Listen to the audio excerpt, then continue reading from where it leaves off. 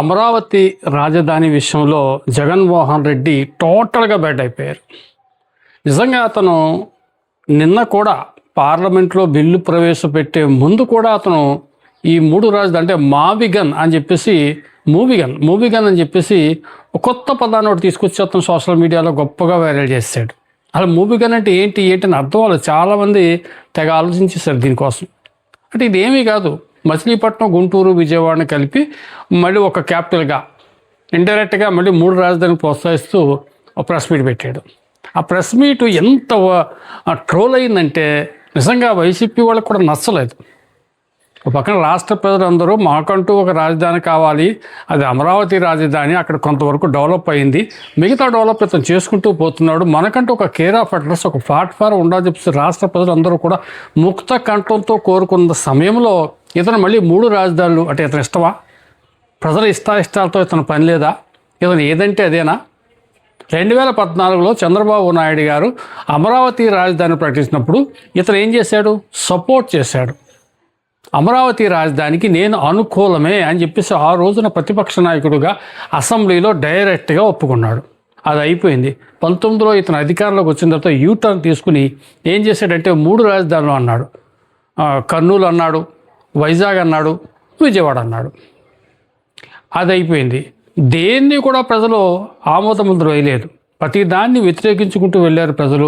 నిజంగా ఇతను ఓటమిలో ఒక కారణం ఏంటంటే మూడు రాజధానులు కూడా మనం స్పష్టంగా చెప్పచ్చు.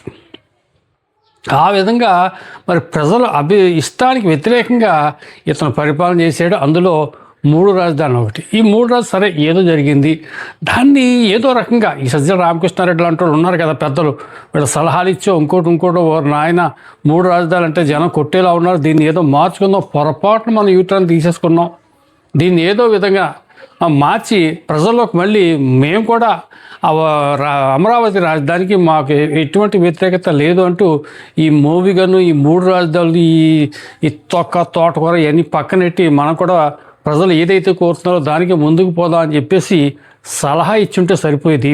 వాళ్ళు అలా సలహా ఎవరు, ఒకవేళ వాళ్ళు ఇచ్చిన ఇతను పార్లమెంట్లో బిల్లు పెట్టే ముందు కూడా మూవిగన్ అంటూ మళ్ళీ మచిలీపట్నం, గుంటూరు, విజయవాడ అనేసరికి ఉన్న పొరవలంతా కూడా తీసేసుకున్నాడు. ఇప్పుడు ఈవేళ ఏమైంది? పార్లమెంట్లో చట్టం అయిపోయింది. రేపు పొద్దున ఇతను అధికారంలో వచ్చినా కానీ చిత్రం ఏంటంటే పార్లమెంట్లో చట్టం అయిపోయినప్పుడు భారతీయ జనతా పార్టీ, తెలుగుదేశం పార్టీ, జనసేనతో పాటు కాంగ్రెస్ పార్టీ కూడా సపోర్ట్ చేసింది ఈ అమరావతి రాజధానికి. అన్ని పార్టీలు సపోర్ట్ చేసినప్పుడు రేపు ఇతను అధికారంలోకి వస్తాడు. అధికారంలోకి వచ్చిన తర్వాత సెంట్రల్లో మళ్ళీ బిల్లు పెట్టేటప్పుడు ఎవరు సపోర్ట్ చేస్తారు? అక్కడ కూడా ఇదే పార్టీలు ఉంటాయి కదా. ఈ కాంగ్రెస్ పార్టీ ఉంటుంది, భారతీయ జనతా పార్టీ ఉంటుంది, టీడీపీ ఉంటుంది, జనసేన ఉంటుంది, వీళ్ళే ఉంటారు.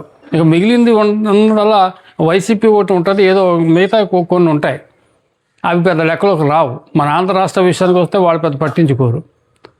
సో వీళ్ళు మళ్ళీ రేపొద్దున మళ్ళీ ఆమోదముద్ర వేస్తారని మన నమ్మకం ఏంటి? ఎట్టి పరిస్థితులు లేరు. ఒకసారి ఇచ్చేశారు, అయిపోయింది, బిల్లు అయిపోయింది.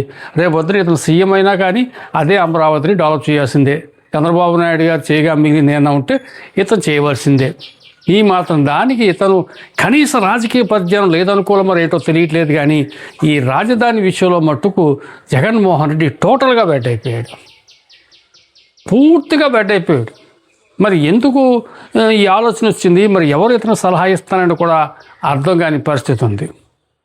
సో ఇప్పుడు చంద్రబాబు నాయుడు గారు దీన్ని రెండో దశ పనులు ఆల్రెడీ మొదలుపెట్టేశాడు. ఏదో నిధులు తంటాలు పడతాడు, తెచ్చుకుంటాడు, ఏదో చేస్తాడు. మొత్తం మీద 2029 ఎన్నికల నాటికి రాజధాని పూర్తి చేసాడు. కానీ ఇతను అప్రమేధావే. ఇతను కూడా అదిగో పులి ఇదిగో మేక అంటూ చూపిస్తాడు, అంతేకాని ఏమి చేసాడు. సినిమా ట్రైలర్ చూపించే వ్యక్తి చంద్రబాబు నాయుడు గారు సినిమా మాత్రం చూపెట్టాడు. ట్రైలర్ చూపెడతా ఉంటాడు అంతసేపు కూడా, పూర్తి సినిమా ఎప్పుడు చూపెట్టాడు. మీరు కావాలంటే ఇతను రాజకీయ చేతులు ఒకసారి తిరగేయండి. ఇతనితో వెరైటీ క్యాండిడేట్ ఇతను. అయితే ఇప్పుడు కూడా ఇది అంతే. 2029 నాటికి కొన్ని ట్రైలర్ చూపించి కొంతవరకు చేసుకొచ్చి ఇదిగో నేను చేసేసాను అంటాడు. అప్పటికి అదృష్టం బాగుండి మళ్ళీ వస్తే కంటిన్యూ చేస్తాడు, రాకపోతే జగన్ వచ్చినా చేయాల్సిందే. చివరికి ఏమైంది? ఫైనల్గా నేను చెప్పొచ్చేది ఏంటంటే అమరావతి రాజధాని విషయంలో చంద్రబాబు నాయుడు మాటే నగ్గింది. చంద్రబాబు నాయుడే అక్కడ విజయం సాధించాడు. అతను వేసిన రాడ్కే పునాది పడుతుంది, అతను వేసిన ఈటికే సిమెంట్ రాస్తారు.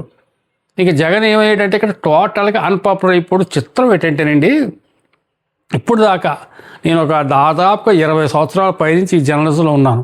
ఎంతోమంది అధికార పార్టీ వాళ్ళు చూశాను, ప్రతిపక్షాన్ని చూశాను. 2 ఇయర్స్ అయిన తర్వాత మన రాష్ట్రంలో అంటే ఉమ్మడి ఆ రాష్ట్రం కావచ్చు, లేకపోతే ఇప్పుడు విడిపోయిన తర్వాత కూడా చూసుకుంటే 2 ఇయర్స్ నాటికి అధికార పార్టీ మైనస్లోకి వెళ్తుంది, ప్రతిపక్షం ప్లస్లోకి వెళ్తుంది.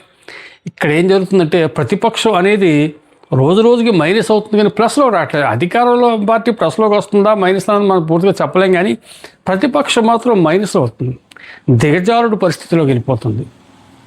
క్యాబినెట్ హోదా కావాలి, ప్రతిపక్ష హోదా కావాలని ఫైట్ చేశాడు, అక్కడ మైనస్లోకి వెళ్ళిపోయాడు. 3 రాజధానిలో మైనస్లోకి వెళ్ళిపోయాడు. ఇంకా ప్రతి విషయంలోనూ కూడా ఇతను మెట్టుకు మెట్టు కిందకి దిగిపోతూ ఉన్నాడు జగన్మోహన్ రెడ్డి.